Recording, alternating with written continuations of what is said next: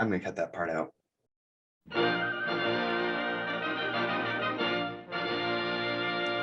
Something I probably should have said at the very beginning. My the things that I say do not necessarily represent the opinions of the Army. Hey everybody, I write the Marginally Compelling newsletter, and I am on Twitter at Political Math. And today we're going to talk to a Army physician who has been involved in vaccine distribution and helping the Army deal with all things COVID for the last, I guess, as long as this has been happening. This is Nate Shapiro. We are related, but that's actually a good thing because it means it would be harder on him than I am on normal people. Hi Nate, how you doing? Doing all right. How are you doing? I'm cool. I'm good. Good. So normally when I do these things, I talk to people who are in specific parts of the country, and I ask them specific questions. But I feel with you, it's going to be slightly different, in part because when I go through things like vaccine numbers, one thing that pops up, and a lot of people don't know this, is that the Department of Defense has its entirely own vaccine set, completely distinct from any of the states. And so I find that particularly interesting because this is the only CDC number where it actually completely separates up the Department of Defense and a couple other administrations, like the Veterans Administration is a different number. Indian Health Affairs is a different number. But why don't you tell us a little bit about what it's been like with COVID restrictions in the Army, COVID policy in the Army, and then we'll follow up with some discussions about vaccines and distribution, administration, that sort of stuff. Okay. So COVID restrictions in the Army, and I think the military in general, but almost everyone I deal with is Army. That is probably one of the more important parts that's distinct compared to all other states and areas, because in terms of restrictions, you actually have commanders that can order soldiers to do stuff. So mask mandates, people argue about whether or not like local governments can, states or whatever, but commanders can order you to wear a mask anywhere on base, basically. So that's one of the things that came out first. And there was something called General Order 1, the major general that runs the base around here. He basically, under the advice of the top ranking physician and PA, wrote a general order that outlined various restrictions, and that evolved over time, but it was basically like, no eating indoors, you have to wear masks here, you have to wash your hands when you do this, blah, blah, blah. And so anyone who's disobeying that order is essentially disobeying in general. And depending on the circumstances and how well informed they were, or whatever, you can punish them as low level as a company, which is like a captain's rank, maybe a commander, but high enough that they get a reprimand from the general himself. So you can get kicked out of the Army for not wearing a mask in a certain situation that might have spread the virus. Like, you knowingly didn't wear a mask, you spread the virus to multiple people and caused an outbreak. Has that happened in the Army? It has happened. I have been asked. I never make the recommendation to reprimand people, but I've been asked to state that I specifically inform people, you're on quarantine or isolation restrictions. This is what that means. This is the possible penalty of that. And I've been asked to write multiple memos indicating that before. Okay. So people have been kicked out on that basis. Can you give me a sense of what quarantine restrictions, what's going to trigger a quarantine restriction? How often does this happen? How do Army personnel respond to it? So what triggers quarantine restriction, basically, we go off the and tell us what quarantine restrictions, the details of that. Sure. So we go off the CDC guidelines for the most part. Initially, it would be exposure to anyone who had been positive, but we also had travel restrictions, which was a huge thing because at the time, the majority of our brigade was deployed, and other brigades were deployed when they were coming back from Europe or wherever they were.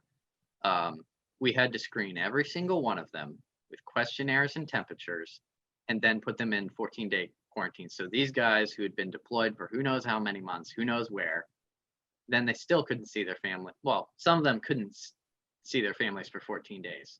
Some of them would be quarantined with their families. But basically anyone who'd been exposed to someone with COVID, or coming from certain high-risk areas, or doing high-risk travel, or doing high-risk activity now, defined as high-risk activity, being in interaction with enough people or large enough groups, they would be put on quarantine. If they're exhibiting symptoms, they're put on isolation, and if they test positive, their isolation continues for as long as we determine their infectious timeline likely occurred. And if they're negative, then they're released immediately. Is an infectious timeline determined through ongoing tests, or is it determined based strictly on a timeline? It's based strictly on a timeline. So we interview the people, and we look at when their symptoms started. If they test positive for COVID, we make the Occam's razor assumption that their symptoms, which fit the COVID symptom list, likely was caused exclusively by COVID. Sure. This has never blown up in our face, actually. It's a perfectly reasonable assumption. But we look at their symptoms, and anything that is caused by COVID that isn't reasonably explained otherwise. Like if they had a headache on Monday, but a cough on Tuesday, we go on the cough. We count 10 days out, because that's the length of the average, or that's the length of the normal life cycle of the disease for minor disease. If they progress into major disease, or severe disease rather, they'll need to be hospitalized. But we give them the precautions.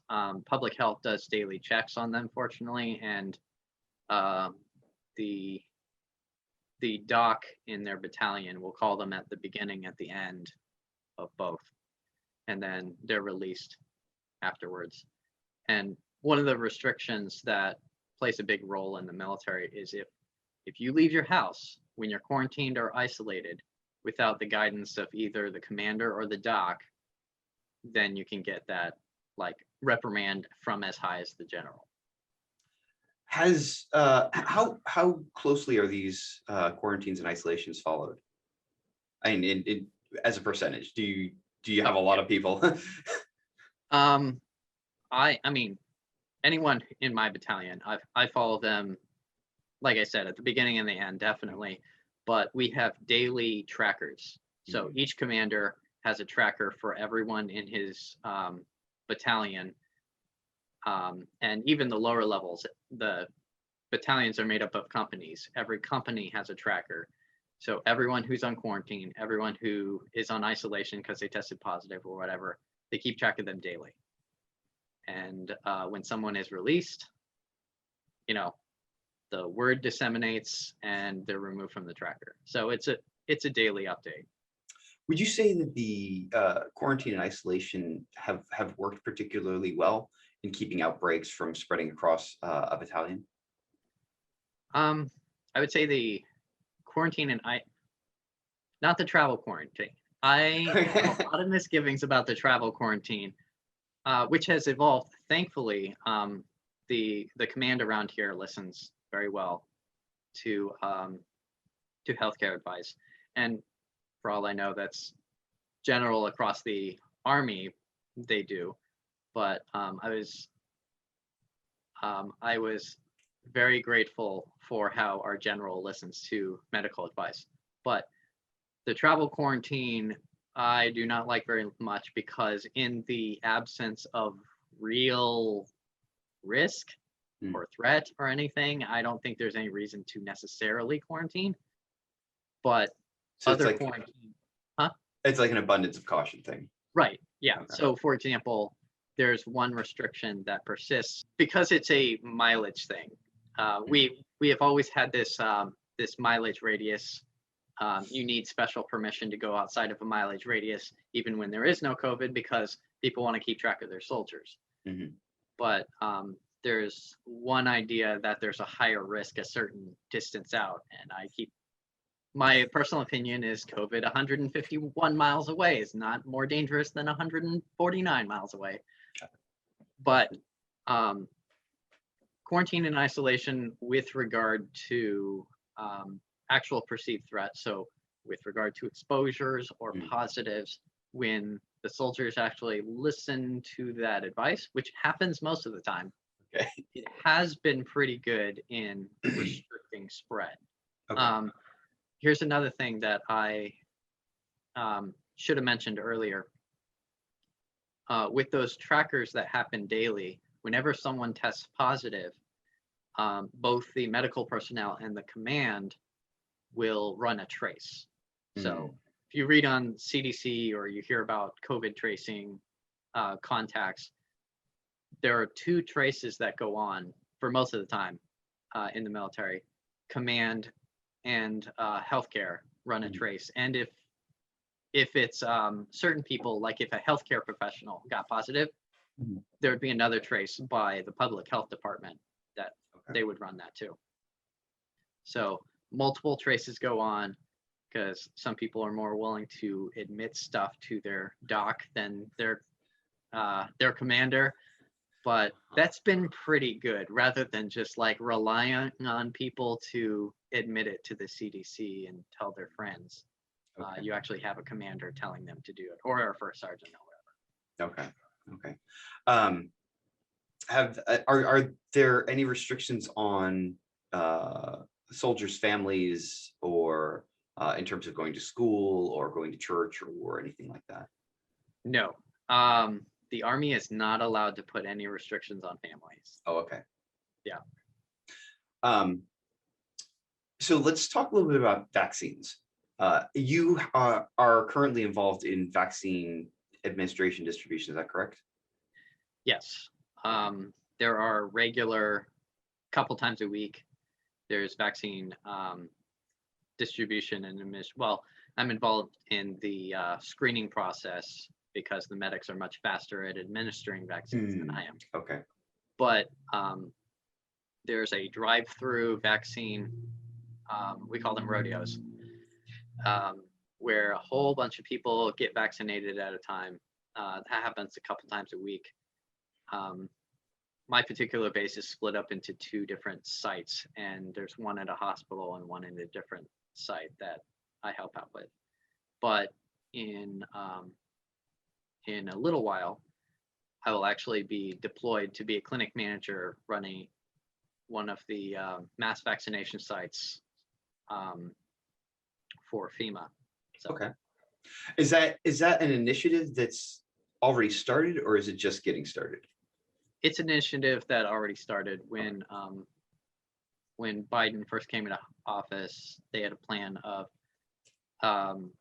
putting together 40 or 100, I've heard it both ways, but FEMA vaccination teams, and the National Guard was already a bit tasked with everything. And so some teams have National Guard members, but they started pulling from active duty, which includes Navy, which includes Army. Army, of course, has the most personnel that they could pull. So my base was selected, and I apparently wasn't doing anything that kept me from this. My unit is fortunate enough to have a PA that can cover all the medical duties while I do this. So. Oh, okay, cool. Now, where would you say the bottleneck is in terms of getting shots into arms? Do you have enough shots? Where is there any slowdown that you think can be mitigated? I can't speak for the Army or other military branches globally, only for my site in this respect. For the site I work at, it is logistics of getting people to an area where they can be vaccinated and sit for 15 minutes while we make sure they don't react to the vaccine. The particular layout of where we are is not conducive to that. And this is because they have to stay 6 feet apart. Is that correct? I mean, if you could fit 100 people in a room, obviously that right. wouldn't be safe, but would that help? Well, it would. So, like I said, there are 2 different sites on the base. The hospital has one, but the hospital has the parking lot for it. Ours is a drive-through. So if they're in their own cars, they're pretty much 6 feet apart. Okay. But we don't have sufficient parking lot space in any area where we could get from reasonable vaccine storage to patients. But even if we did, we're kind of lacking personnel. But the other location has more personnel. So I think they're able to run their rodeos a little bit more efficiently, but that's something we're working on. There are plans underway to change the vaccine site where I work, but those would be the 2 biggest things. It's not so much the vaccine numbers anymore, although initially it was. Right now, it's logistics of getting people in a place where they can get the vaccine and having enough people to administer it. What does an adverse reaction look like? So the adverse reactions if you've ever heard the adverse reactions for flu shots, they're very similar. But it's generally, low-grade fever, some body aches. A lot of people would get some headaches, and there are also local reactions. What? Is that the reaction that you're looking for in the 15 minutes, or?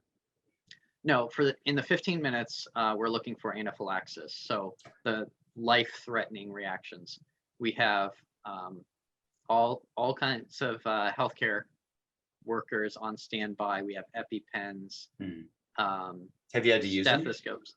No, I have not seen anyone have that reaction at all. Okay.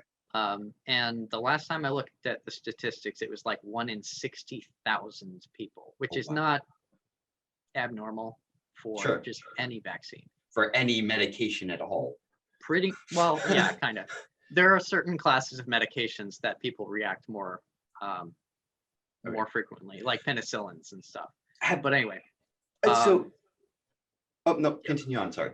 So other reactions that have become a little more common are like local site reactions, redness, irritation, of course, pain because someone shoved a sharp metal thing in your arm. But there has been some news about Moderna arm, just the local site reaction for the Moderna vaccine in the arm. It is not, to my knowledge, it never scars. It is never life-threatening. It just looks red and ugly for a few days.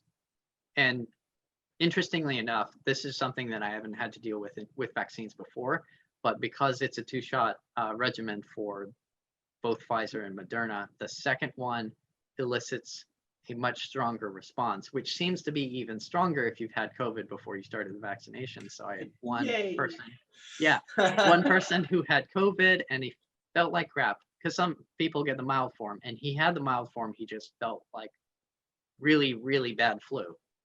And then he got the vaccine and then he felt it worse again. And then he got the second dose and he was like, that was truly dreadful. It came on faster.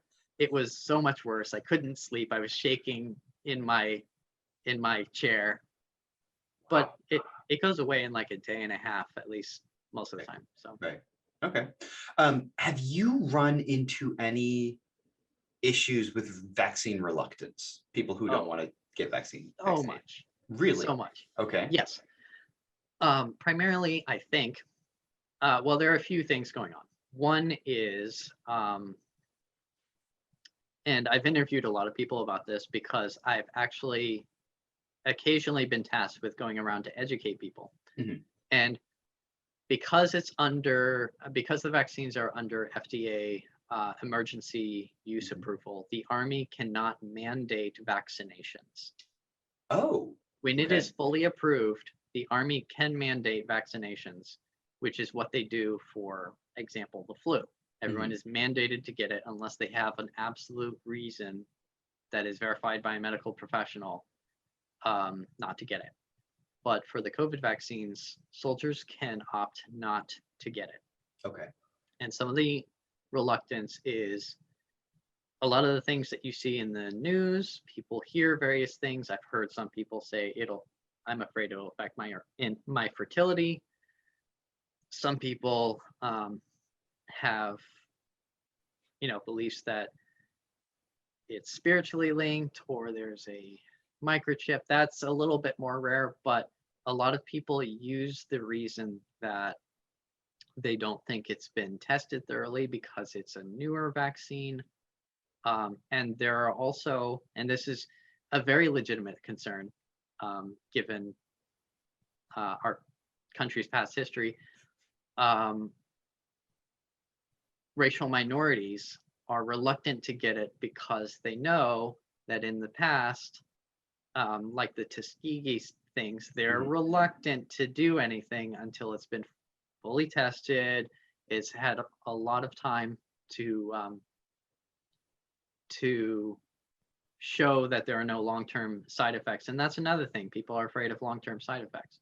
Okay. And I do my best to try and educate my soldiers about that. And I've seen no reason to believe there are long-term side effects, but just because there is that history, a lot of, especially racial minorities, are reluctant to get it. Okay. And lastly, of course, there's the fact that in the Army, there are lots of 19-year-olds that think they're invincible. And they're like, well, I'll just get it. So. Okay, interesting. Do you think you could give me a percentage of like people who have just finally refused to take it and you just throw up your hands and go somewhere else? That's really difficult. I would say it's certainly been evolving because as time goes on, more people are getting it. And more people are less reluctant. But to begin with, to give you an idea, there was a group of people in my battalion. I was trying to convince everyone in the group to get it because they would be in an interaction with people more, and so would be slightly higher risk than the people that work at a desk all day. All of the higher ranking officers got it. None of the enlisted. 0. Oh, yep. Wow. Okay. But as time goes on, more of them want it. I really can't give a percentage because we don't really take polls. Sure. About that. But interestingly enough, because the Army can put restrictions on stuff for travel and various things like that, with regard to COVID, they also gave an incentive. If you get both doses of your vaccine, you can do this other stuff again. Not all of the restrictions are lifted, but a lot of them are, and they're considering more and more. So interesting. Okay. That's the end of the big questions I had. If there's anything that I haven't touched on that you really wanted to highlight, now is your chance. So something I probably should have said at the very beginning, my the things that I say do not necessarily represent the opinions of the Army. I will edit this into the beginning of them. That's a good idea. I think one good thing that is probably important to understand just contextually is the Army. The Army has kind of these grading systems in terms of how much something threatens. So in the movies, you hear about DEFCON 1 and whatever, but the Army has a bunch of those because they like to do that with a lot of things. In coastal Georgia, we have Hurricane 1, which is how much a hurricane might threaten the area. But we also have HPCon, which is health protection. And technically, we've been at Bravo for a long time, but there are subtleties and gradations. So when this started, we put ourselves, well, the Defense Department put us at a health protection rating that severely cut down manpower. So mandated you had like half as many people working and as many people teleworking as possible. So that's a thing that they can also adjust, that that's really helpful. It's almost like it's a more ordered fashion of making people listen to CDC guidelines. The upside of that is if those restrictions are actually helpful and restrictive, then that's great, because that in theory should prevent spread. The downside is that doesn't control everyone else's daily living. You can't actually force people not to go to the grocery store or force them to wear masks in the grocery store. And the other thing is, if it doesn't help, then you're just restricting man hours. So that's one of the things that the Army has difficulty restricting, that has caused some of the most spread among people that I've encountered, is interaction with family members. Someone comes in from out of town because the soldier can't go to visit them, and then they give them COVID. So if you had to take an educated guess on how much longer this is going to go on in terms of restrictions within the military, could you throw out a number, or is that just, we're just not there yet?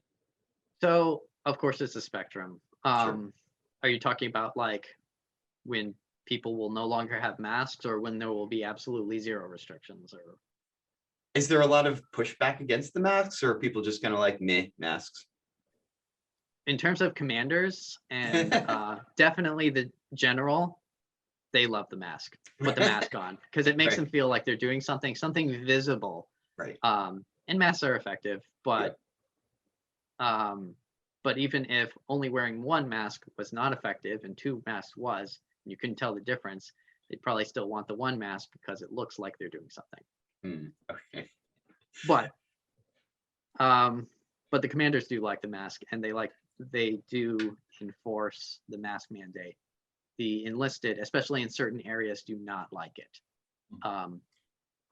My battalion has a lot of engineers and mechanics, and they hate the mask because they're working in these very hot hangars in coastal Georgia. And although it's not quite spring, it's starting to get hot. And in a hangar, it's super hot for air conditioning. So anyone who works in an environment where they would be uncomfortable wearing a mask, they really wish they couldn't. But in terms of those restrictions, I think the restrictions will very gradually ease up as more soldiers are vaccinated. The commanders, and especially the general, will feel more comfortable letting people do things that would have otherwise been a higher risk. But in terms of the overall restrictions, such as the mask mandate, I suspect that'll probably go on at least until the CDC at least to the end of May. Okay. Probably through part or all of the summer. Okay. I really hesitate to make any predictions, because most of them are either spot on and I really wish they weren't, or they're completely off, and that makes me, right. I don't have that problem at all. I've never looked bad with any of the predictions that I've made. Of course. So, yeah. Right. All right. Well, thank you for your time. And I will let you get back to vaccinating soldiers and other people. And good luck. Have fun. Say hi to Mom. Will do. All right. Bye. Bye.